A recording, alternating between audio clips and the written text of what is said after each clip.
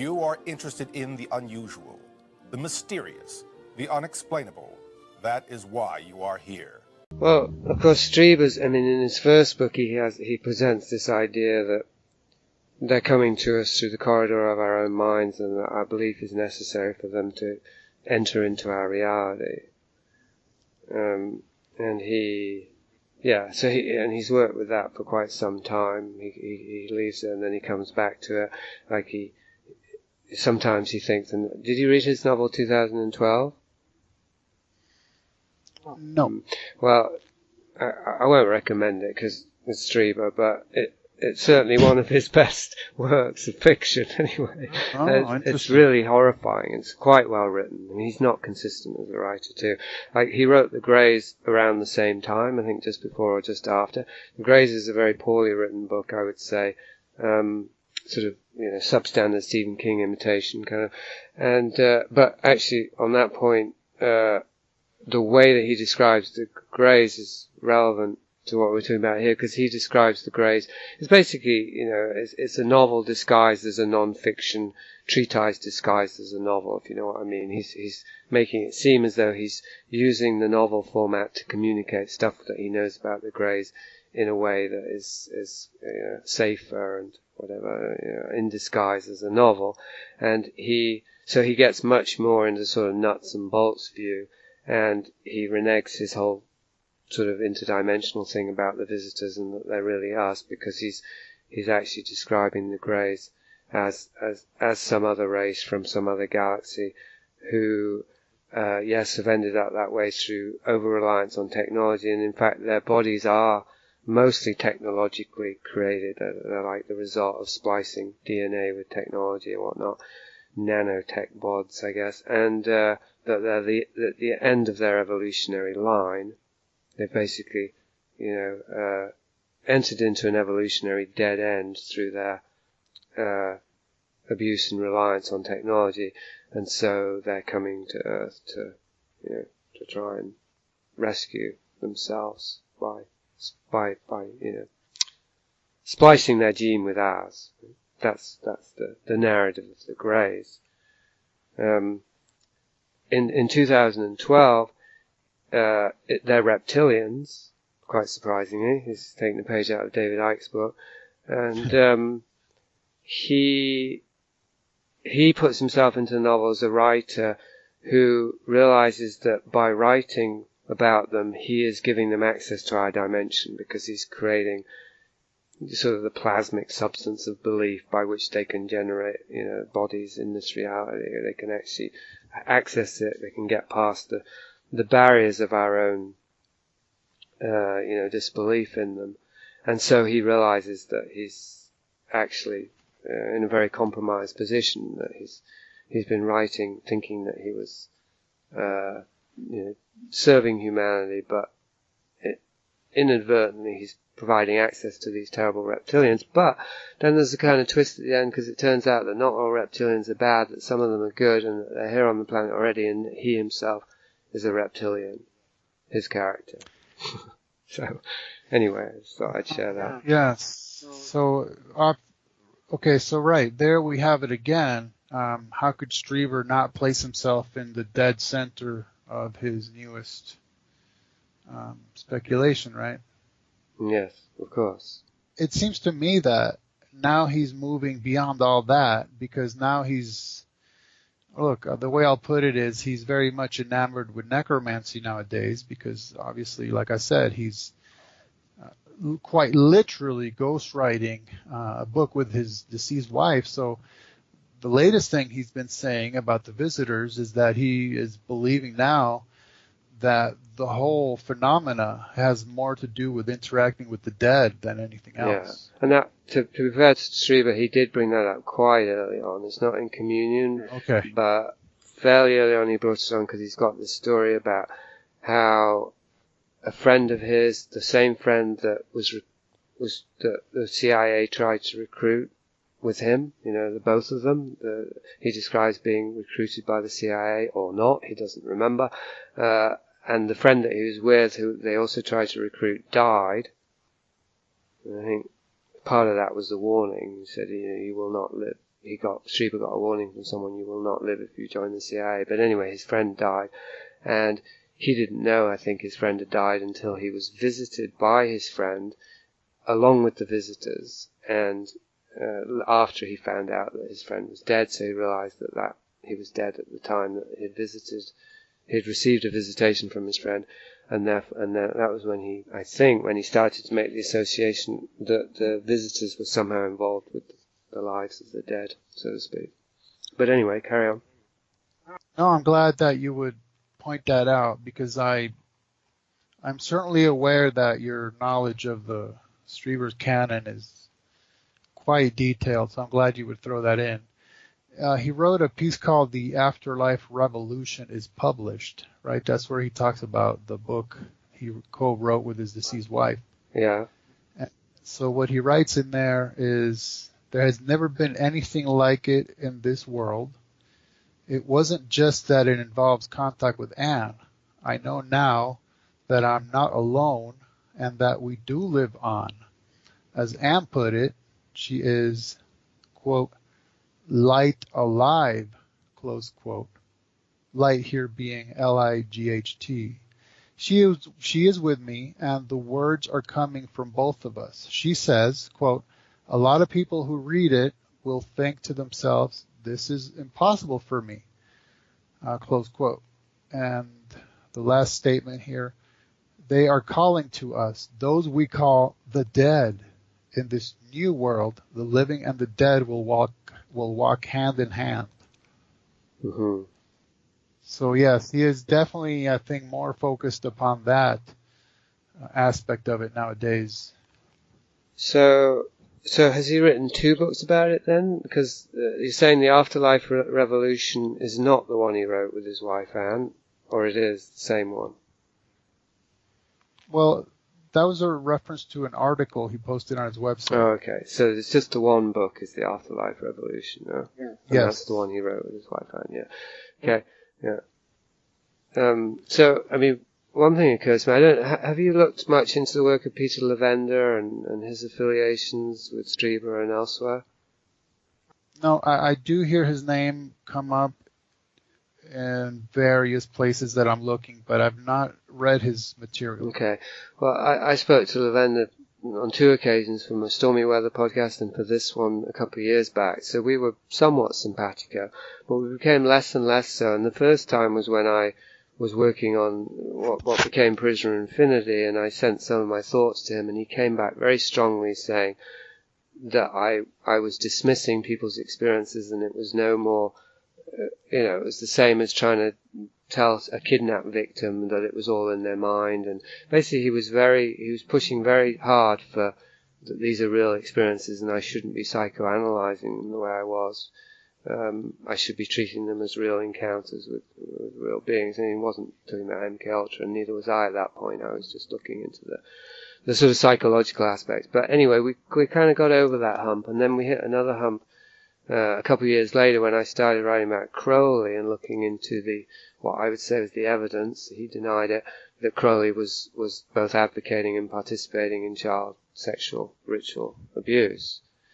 And he came down equally hard on me then, and to the extent that I really started to become suspicious, because, Levander, he's very deeply involved in this stuff, and if he can't see what I'm seeing and he's just telling me I'm imagining it, I started thinking, well, wait a minute, this doesn't seem to add up, because he's not an obviously sloppy or poor researcher. It seems more like he's actually has an agenda, not to look at these things or not to have them talked about. So anyway, I started looking more into him and found out quite a lot. Not a smoking gun, but close to it, I would say. And one of the close to smoking guns is his involvement, because you may or may not know about, with the Simon Necronomicon, which is the book that came out in the 70s in America, in New York, and that purported to be the actual Necronomicon that Lovecraft wrote about in his fiction, as in an ancient grimoire for conjuring the dead, spirit demons and so on.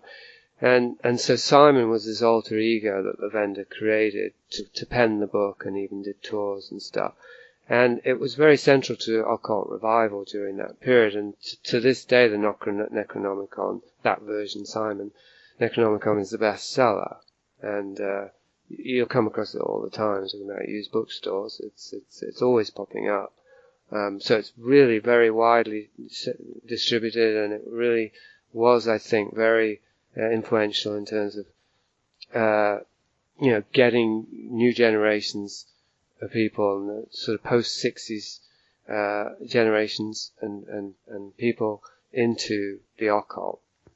So you could say Levander is he's a sort of shadowy advocate of the occult. He's also written a biography or a book about Kenneth Grant, and he's also very closely affiliated with Strieber. He does Strieber's Dreamland sometimes. He's always on Strieber's show. They gush over each other's books.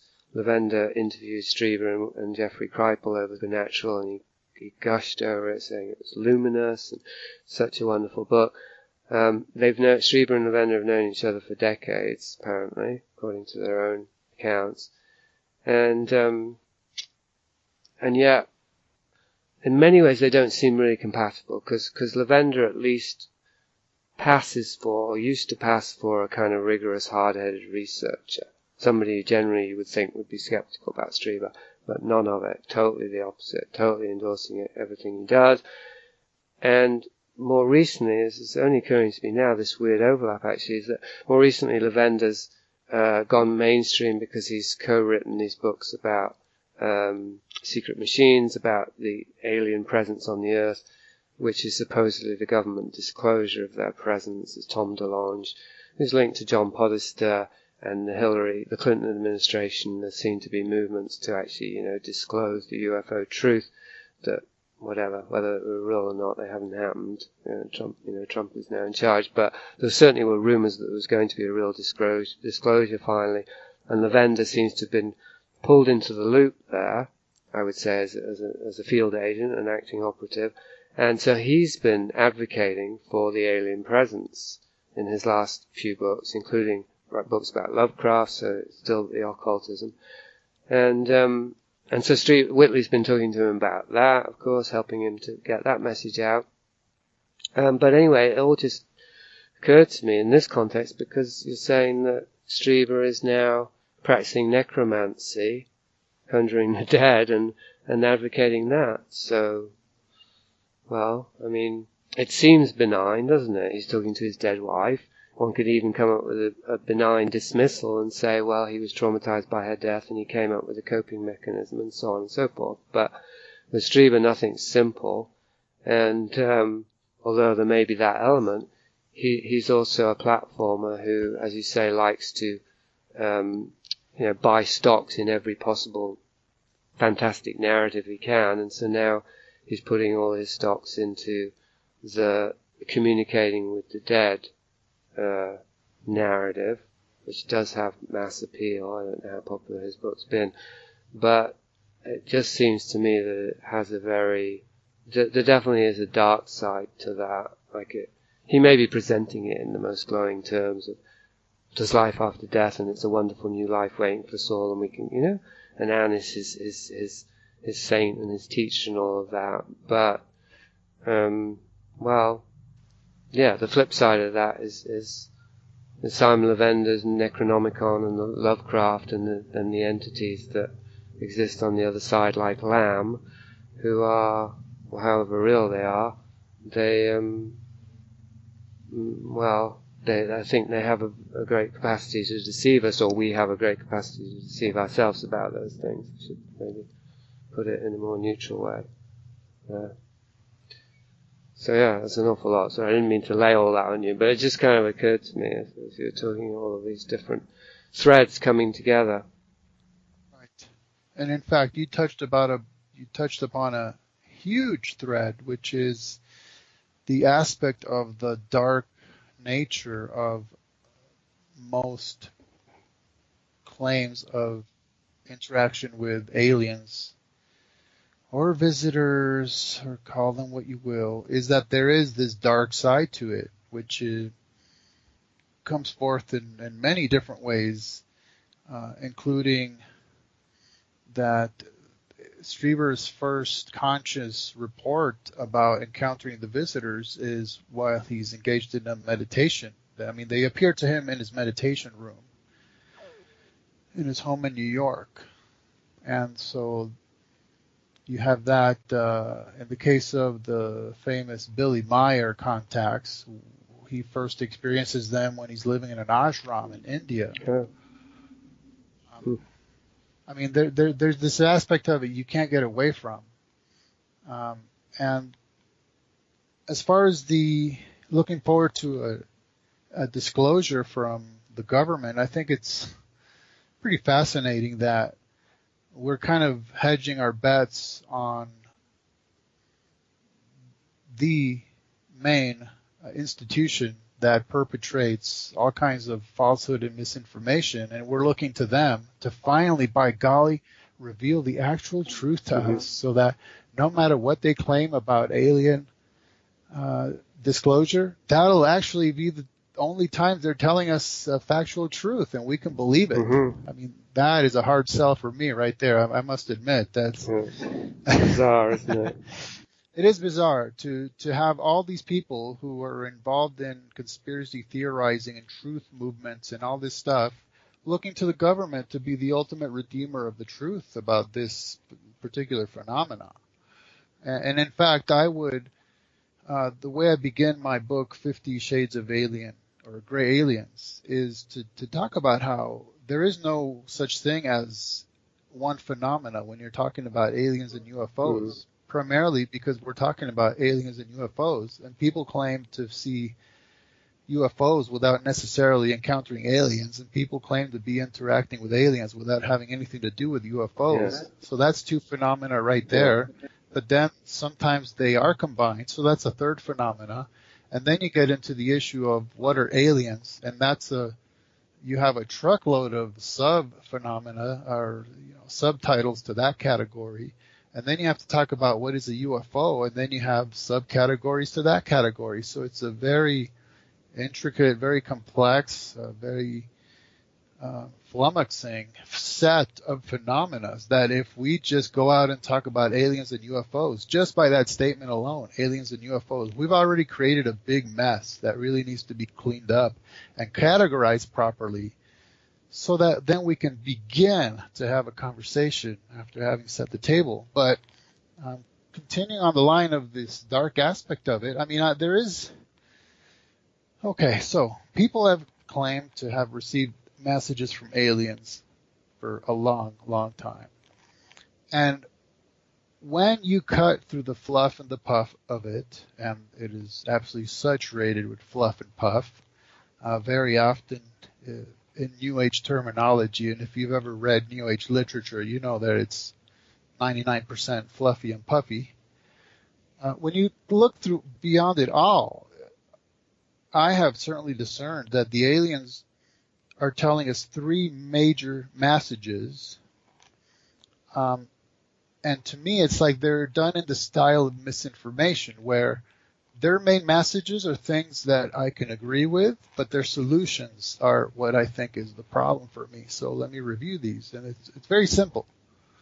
They'll tell us that we are constantly warring with each other over government and politics. Absolutely true, no question there. And they tell us that we are always battling each other about religious ideas and practices. Again, no problem there. And they tell us that we're polluting the earth. Okay, I'm going with you on all three. No problem. Agreed. But then what's their solution? Well, you should form a one-world government and a one-world religion, and you should worship the earth as an entity.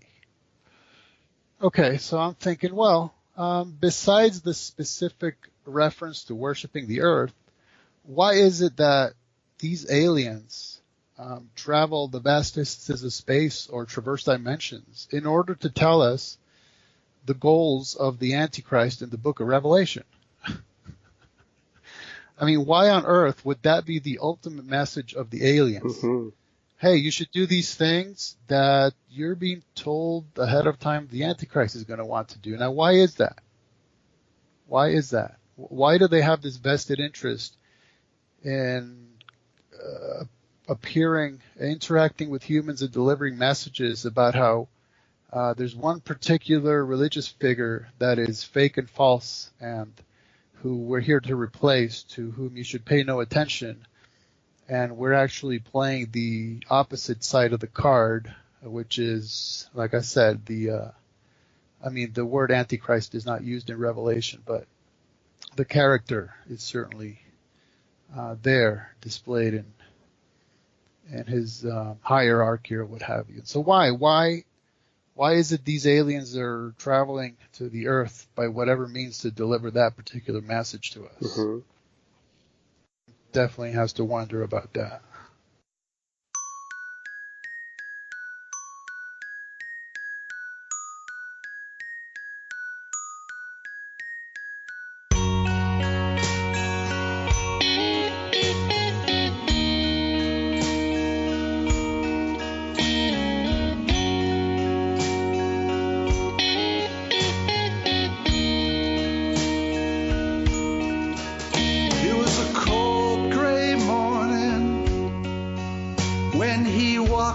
The door.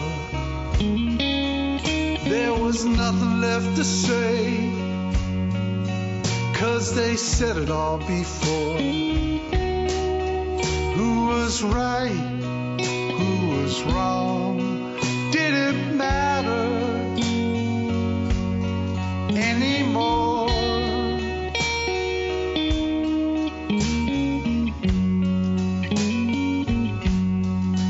Got a sleepless heart and ice flows through her veins. When she's alone at night, she listens to the rain, takes her back to a place and a time she don't live there anymore.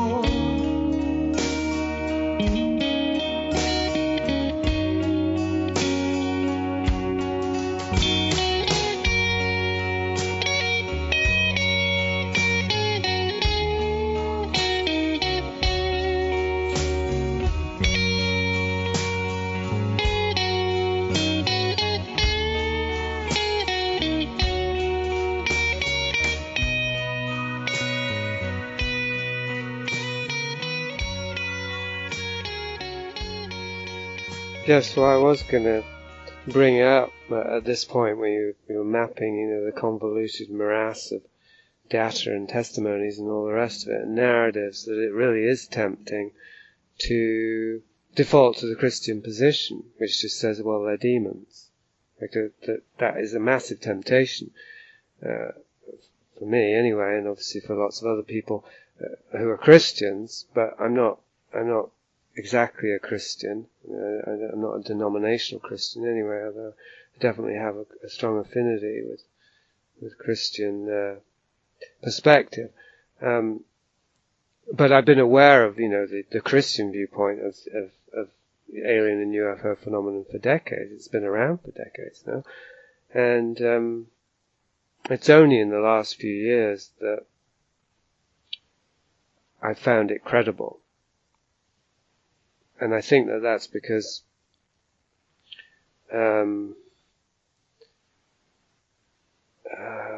well, I suppose it's back to this 10%, isn't it? It's like I've mapped 90% of the phenomena, and I found that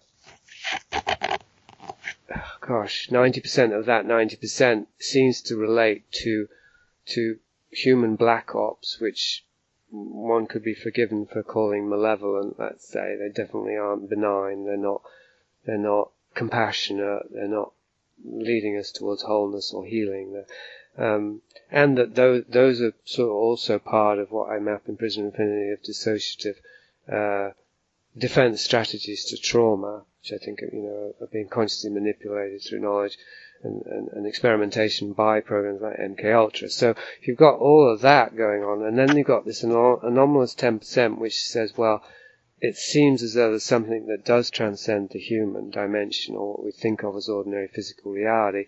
So there be demons. It's like, well, I don't think that it would be the angels that were, filling in that 10%. It seems as though that missing anomalous element must be congruent with the other 90%, which is, well,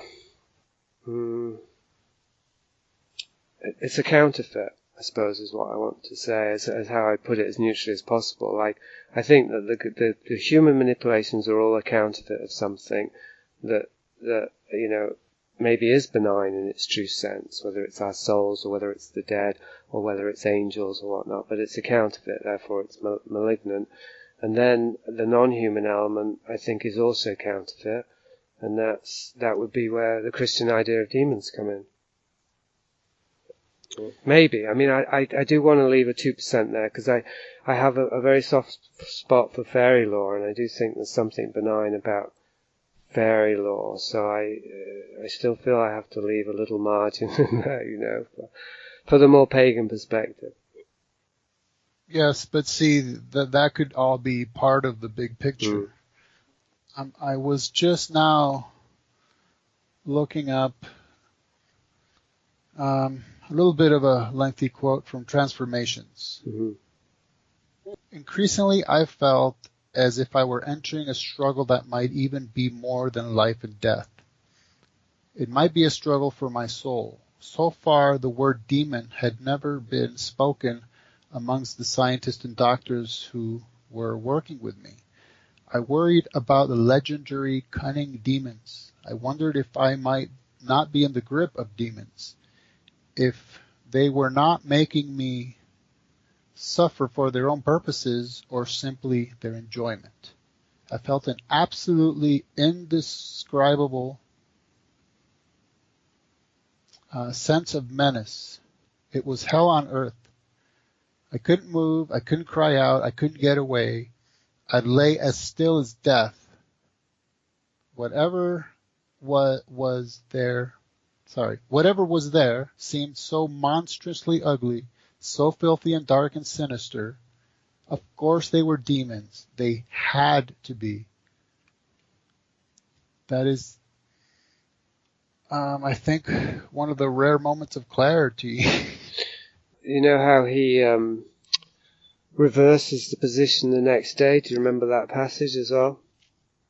He, I forget exactly how he reaches the conclusion, but he goes back over this experience the next day, and maybe because it comes out in such a way that he feels, it was for my own good after all, which is always how he, it's always the conclusion he comes to. But anyway, right. He believes he realizes the next day that he was projecting his own psychic stuff onto them, and that the horror or the menace or the disgust, the ugliness, as you said, that he perceived was his own ugliness. And that he was projecting onto these angelic beings because of his fear. And then he said he was so ashamed that he retched. Right, and I think of him as exhibiting what I term, I mix the terms, and I call it battered Stockholm wife syndrome. I mean, it's inevitable that he's horribly mistreated, and then he ends up apologizing for the visitors, claiming that, of course, they couldn't have been malevolent or evil or abusive or anything, but it was all being done for his own good. And so then he would be the one who was bad. Right. And so one of the things that I thought about a lot during the late 90s was, okay, what about this? You know, we talk about trauma. We talk about just everyday human trauma. We talk about military CIA-induced trauma. L. Ron Hubbard talks about intergalactically induced trauma.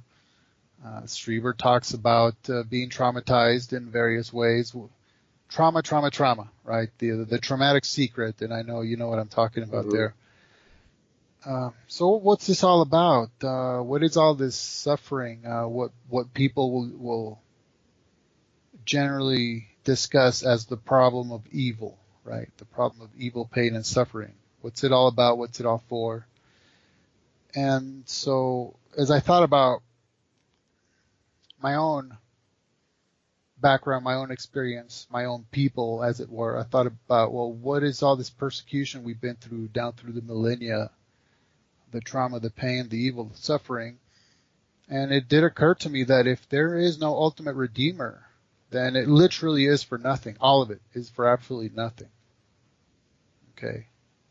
And so this is one of the things that led me to believe that there had to be an ultimate redeemer.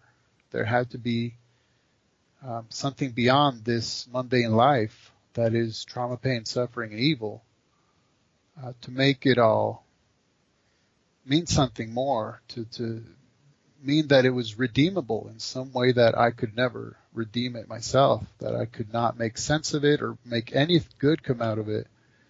And in any sort of transcendent, ultimate sense, there had to be an ultimate redeemer.